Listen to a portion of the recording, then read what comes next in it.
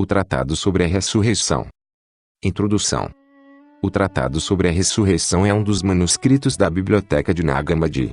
Códice Jung, descoberto em 1945 no Egito. A cópia sobrevivente está em copta, e é o penúltimo texto no códice. O texto se apresenta como um documento redigido por autor desconhecido, em resposta às dúvidas de seu discípulo, sobre a ressurreição. A crença na ressurreição está no coração da fé cristã desde os primórdios. Era, portanto, tema central das perguntas e dos debates entre os adeptos da nova fé. Esse tratado, no entanto, diferente daquilo que é ensinado hoje, que a ressurreição será na carne, ensina que é na carne que estamos mortos, mas quando ganharmos vida através do entendimento, no dia que sairmos do corpo, é que estaremos sendo ressuscitados. E essa crença na vida após a morte do corpo permaneceu difundida entre os cristãos através dos séculos II e III, como indicam os diferentes tratados dedicados ao assunto. Há alguns, meu filho Regino, que desejam entender muitas coisas. Eles têm esse objetivo quando se deparam com perguntas, cuja resposta está faltando. Se eles não tiverem sucesso nisso, eles acabam muitas vezes produzindo ideias de si mesmos. Mas eu não acho que eles tenham ficado dentro da palavra da verdade. Eles buscam antes o próprio descanso, que recebemos através de nosso Salvador, nosso Senhor Cristo. Nós recebemos quando chegamos a conhecer a verdade e nos apoiamos nela. Mas desde que você nos perguntou agradavelmente o que é apropriado a respeito da ressurreição, eu estou escrevendo a você o que é necessário. Certamente, muitos não têm fé nisso, mas há alguns que o encontram. Então, vamos discutir o assunto. Como o Senhor proclamou as coisas enquanto ele existia na carne, e depois como ele se revelou como Filho de Deus, ele viveu neste lugar onde você permanece, falando sobre a lei da natureza, mas eu chamo de morte. Agora o Filho de Deus, Regino, era o Filho do homem.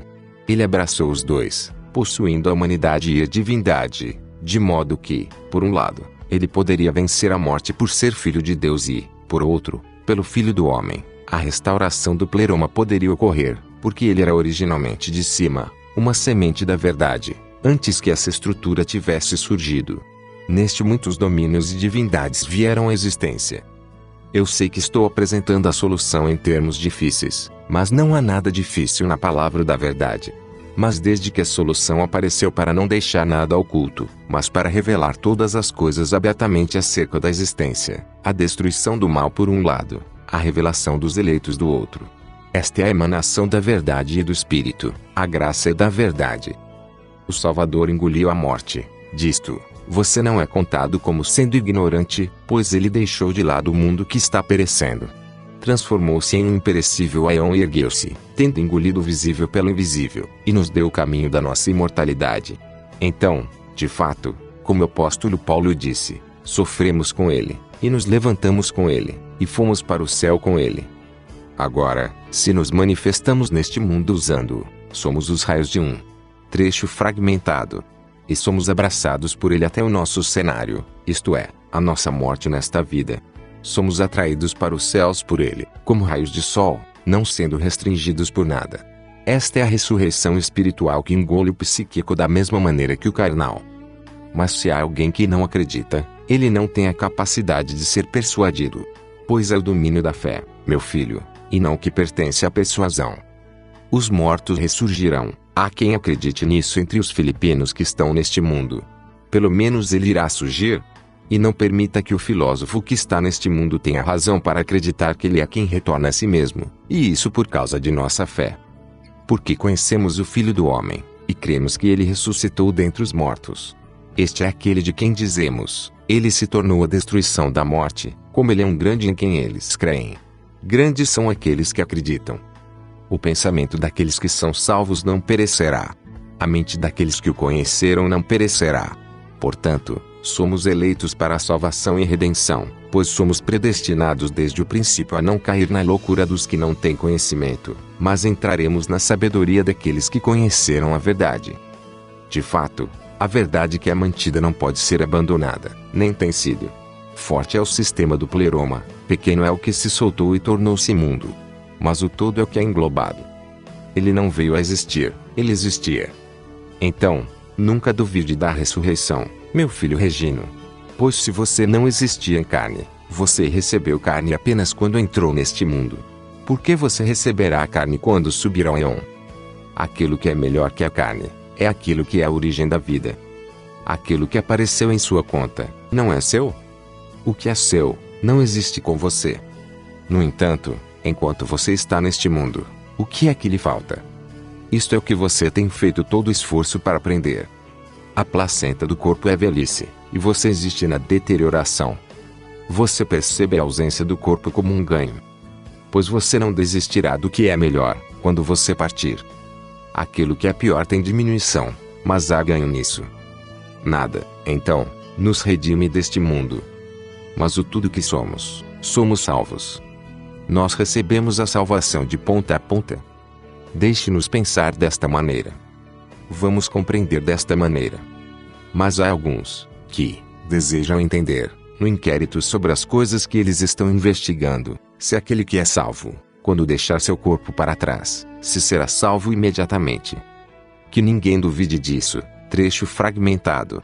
De fato, os membros visíveis que estão mortos não serão salvos, pois, somente, os membros vivos que existem dentro deles surgirão. O que, então, é a ressurreição? É sempre a divulgação daqueles que ressuscitaram. Pois se você se lembra de ter lido no Evangelho que Elias apareceu em Moisés com ele, não pense que a ressurreição é uma ilusão.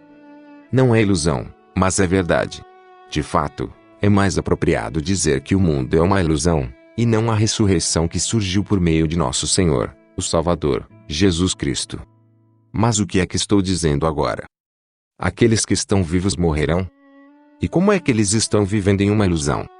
Os ricos tornaram-se pobres e os reis foram derrotados. Tudo está propenso a mudar. O mundo é uma ilusão, com efeito, eu não faço trato com as coisas em excesso. Mas a ressurreição não tem esse caráter supracitado, pois é a verdade que permanece firme. É a revelação do que é, e da transformação das coisas e uma transição para a novidade. Pois a imperecibilidade desce sobre o perecível, a luz desce sobre a escuridão, engolindo-a, e o pleroma preenche a deficiência. Estes são os símbolos e as imagens da ressurreição. Ele é quem faz o bem. Portanto, não pensem em parte, ó Regino, nem vivam em conformidade com esta carne por uma questão de unanimidade, mas fujam das divisões e dos grilhões, e vocês já têm a ressurreição. Pois se aquele que morrer sabe de si mesmo que vai morrer, mesmo que passe muitos anos nesta vida, ele é levado a isso. Porque ao morrer, não se considera como ressuscitado, e portanto é levado a isso. Se você tem a ressurreição, mas continua agindo como se fosse morrer, e, ainda assim, alguém sabe que ele morreu, por quê? Então, eu ignoro sua falta de exercício. É apropriado que cada um pratique e busque o conhecimento de várias maneiras, e ele será libertado deste elemento para que ele não caia em erros. Mas ele mesmo receberá novamente o que a princípio era. Essas coisas recebi da generosidade do meu Senhor Jesus Cristo. Eu ensinei a você e a seus irmãos, meus filhos, por consideração, enquanto não omiti nenhuma das coisas adequadas para fortalecê-lo. Mas se há uma coisa escrita que é obscura na minha exposição da palavra, eu a interpretarei para você. Quando você perguntar, mas agora, não tenha ciúmes de quem está no seu número quando ele é capaz de ajudar. Muitos estão lendo isso que eu escrevi para você.